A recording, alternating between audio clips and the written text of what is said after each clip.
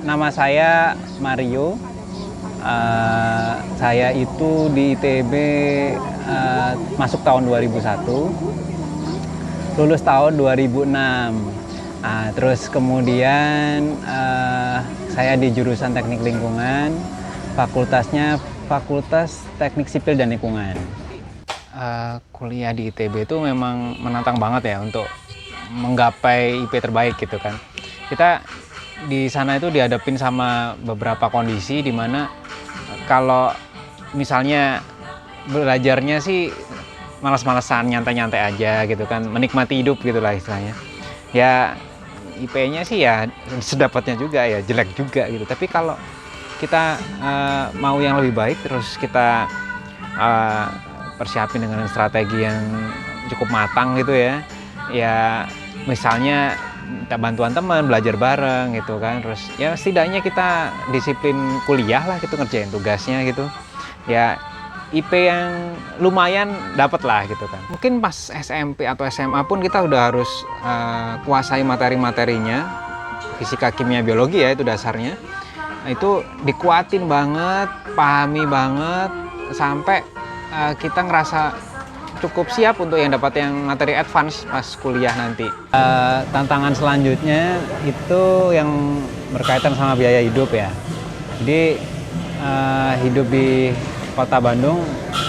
Bandung itu kan ya cukup besar kotanya, ibu kota Provinsi Jawa Barat ya. Jadi untuk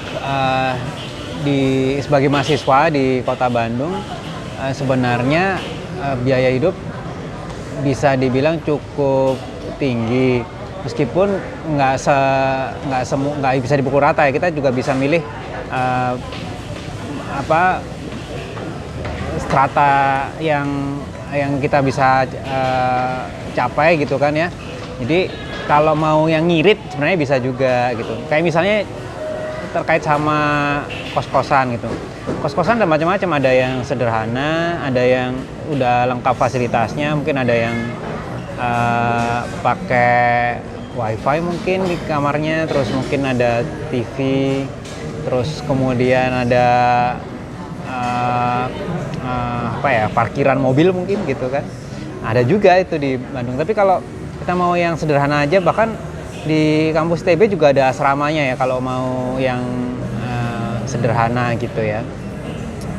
Untuk tantangan selama kuliah di sana yang terkait sama biaya hidup gitu kan, sebenarnya banyak banget tawaran beasiswa gitu yang bisa kita apply dan nanti kita bisa dapat itu nggak lama lah turunnya.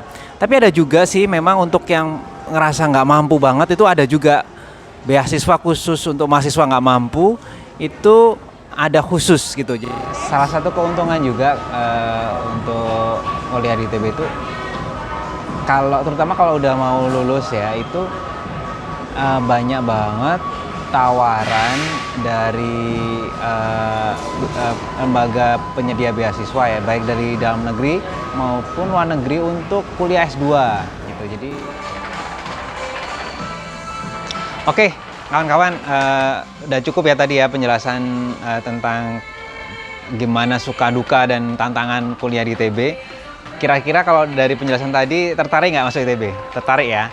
Jadi kalau kawan-kawan itu ngerasa pingin banget gitu kan, terus kemudian ngerasa mampu, yang juga nggak kalah pentingnya punya mental juara gitu kan, yakinlah bahwa ITB itu kalian bisa lah masuk ITB. Tapi tentunya harus persiapan yang matang seperti tadi disampaikan.